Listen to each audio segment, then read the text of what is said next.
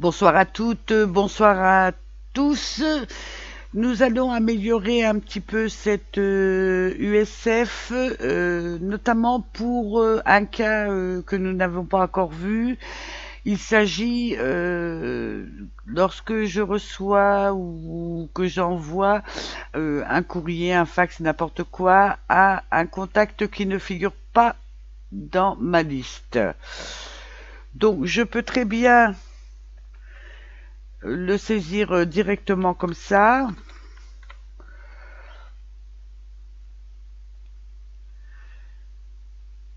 Excel va bien enregistrer les informations. Par contre, notre contact XX n'a pas été enregistré. Et moi, c'est ce que je voudrais, c'est que quand j'enregistre un nouveau contact, enfin quand je saisis un nouveau contact, qu'il aille aussitôt s'enregistrer dans ma liste de contacts. C'est ce que je vais vous montrer tout de suite.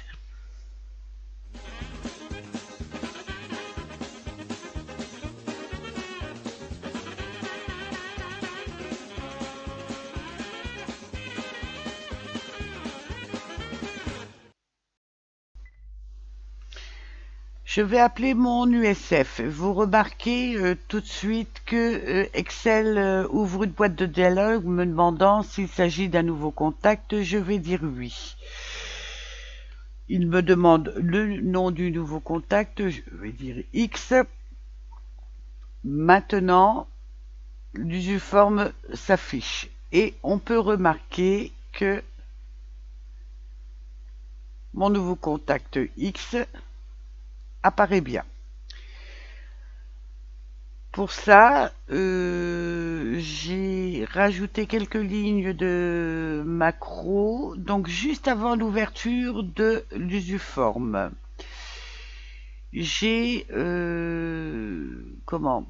introduit une message box. C'est la première boîte de dialogue où Excel me demandait s'il s'agissait d'un nouveau contact ou pas. Et la réponse à cette boîte de dialogue, c'est une variable, donc il faut que je la déclare, et les réponses à une message box se transforment sous VBA en données numériques. Et pour lui, la réponse sera 6. Donc, si ma réponse est 6, ça veut dire que c'est un nouveau contact. J'appelle une macro que j'ai appelée nouveau contact. La voilà. J'ai deux variables. Dernière ligne, c'est simplement, derligne, c'est simplement, vous connaissez maintenant, vous avez l'habitude de voir ce genre de ligne. J'ai simplement demandé à Excel qu'il aille dans paramètres et qu'il enregistre le numéro de la ligne de la première cellule de la colonne C vide. La deuxième variable est une donnée alphabétique, c'est simplement le nom du nouveau contact et la variable, je l'ai nommée nom. Et je demande ensuite à Excel de mettre sur l'onglet paramètres au niveau de la cellule d'Erligne, donc obtenue grâce à cette formule-là. Colonne 3, c'est la colonne C, la colonne de mes contacts, la valeur de nom, c'est-à-dire le nom du nouveau contact.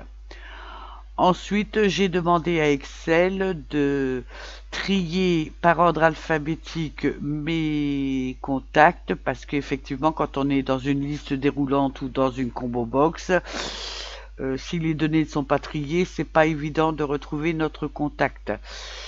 Voilà la macro. Donc je bloque mon écran parce que là, Excel va se déplacer sous l'onglet paramètres. On est sur l'onglet BDD. Et je demande à Excel qu'il me trie les valeurs qu'il trouve entre C2 et C200. Bon, on peut mettre plus si vous avez plus de contacts. par ordre alphabétique sans tenir compte de l'entête de la colonne. Voilà, c'est tout.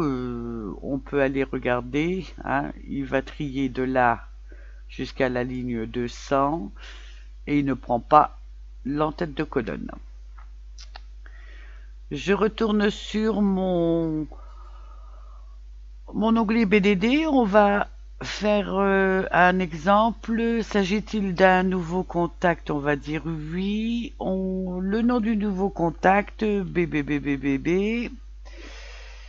Ok. Je vais faire l'exemple complet pour vous expliquer un autre truc. Donc le 2001, je reçois un fax de BBBBB. Alors BBB, vous voyez, il a été enregistré. L'objet, on s'en fout. On va mettre réponse, tiens. Et je valide. Vous voyez, ça c'est bien affiché. Bon, c'est pas le tout maintenant de, comment dire, d'aligner les uns à la suite des autres des différentes variables. Il y a une chose qui est très importante, c'est les filtres automatiques, enfin les filtres avancés plutôt, que l'on a préparés et qu'il faut mettre à jour. Donc on pourrait mettre des boutons, 4 boutons, filtre rendez-vous, filtre. Moi ce que je voudrais, c'est d'aller au plus vite et au plus simple, et à ce moment-là, je vais m'arranger pour que ces filtres-là se fassent automatiquement une fois que l'enregistrement est mis sur ma dernière ligne. Pour ce faire, je vais enregistrer une macro que je vais appeler, pour le moment je ne connais pas son nom, je vais l'appeler filtre. Ok, à partir de ce moment-là, Excel enregistre tout ce que je fais. Donc je vais faire un filtre avancé. Filtre avancé, je vais reprendre, ça va être certainement le dernier, la plage de A9 à J50. On peut mettre plus, il faudra mettre plus après, hein. La zone de critères, bon, on se situe sur les réponses là. Et on copie bien là-dedans, c'est parfait. Je regarde, il n'y a pas d'erreur, c'est bon. Extraire, ok. Maintenant, on va arrêter l'enregistrement de notre macro qu'on va aller retrouver. La voilà. Ça, c'était le filtre pour les réponses. Il nous faut la même chose pour les rendez-vous, etc. À ce moment-là, je vais déjà dégager tout le vert, là, ça ne m'intéresse pas. On va prendre cette macro, on va la copier et on va la coller. Et bien entendu, on va changer le nom. On va s'occuper du filtre rendez-vous. Il suffit maintenant tout simplement de changer les coordonnées de ça. Alors c'est pas AY1, on va repérer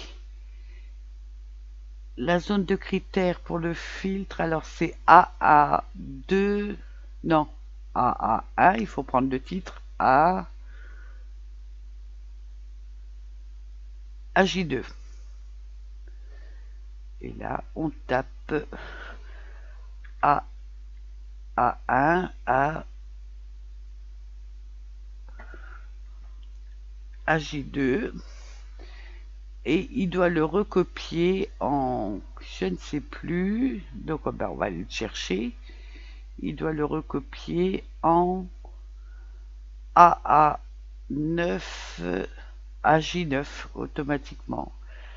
Il suffit de faire AA9 AJ9. Voilà, notre deuxième macro pour le filtre rendez-vous est faite, pardon. Il nous reste deux autres filtres. Bien entendu, j'ai préparé le résultat final. Le voilà. Donc, je vais le copier. Je me remets là. Allez, je prends tout et je colle en écrasant. Voilà mes 4 filtres. Bon, ils sont tous placés, ces filtres-là, ils sont dans un module, ce qui veut dire qu'il faut encore que j'ai un petit bouton, etc. Moi, c'est pas ce que je recherche, je veux qu'il s'exécute automatiquement lors...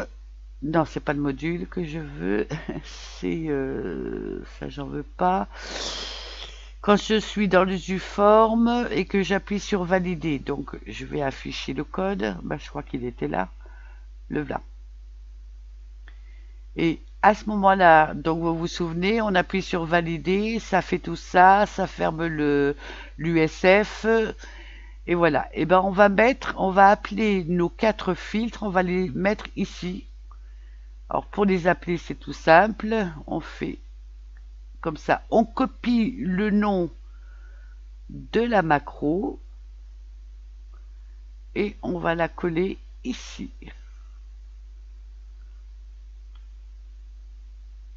Bon, j'ai pareil ici, j'avais déjà préparé le truc pour gagner du temps. Donc accueil, copier, je me remets dans le visual basique, je me mets bien dans le code de l'usuforme et je colle.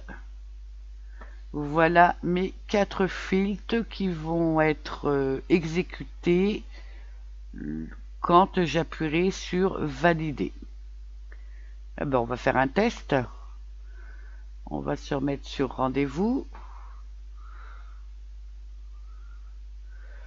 Oui, j'ai effacé. Tiens, on va s'amuser. On va tout effacer, tous nos filtres. Celui-là aussi. Parce qu'il y a du temps qui est passé et il y a des choses qui ont été faites. Supprime. Voilà, j'en ai plus. Je vais appeler mon usuforme. S'agit-il... Là, on va mettre non. Date de saisie 21/01. Le support, c'est un mail de mes assurances voiture, renseignements.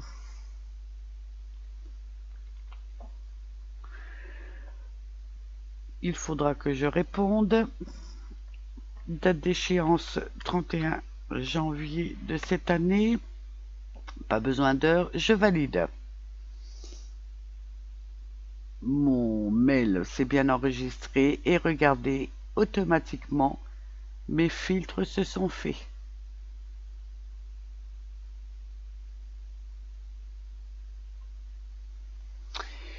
Et ben voilà, ce fichier courrier rendez-vous est terminé. Personnellement, je vais vous dire, je vais le reprendre à mon compte et balancer supprimer mes 2 fichiers agenda et chrono courrier, puisque celui-là fait les 2 en même temps. Je vous remercie de votre attention. La prochaine fois, on abordera le transfert des données des filtres sur le fichier je ne l'ai pas ouvert, mais sur le fichier pilotage, de façon à avoir un truc comme ça. Qu'est-ce que j'ai d'autre à vous dire? Là, ça a l'air d'être bon. Je vais enregistrer. N'hésitez pas à poser vos questions. C'est vrai que j'ai été un petit peu rapide dans mes explications. Je suis prise par le temps d'enregistrement. J'espère vous retrouver très bientôt et je vous dis au revoir.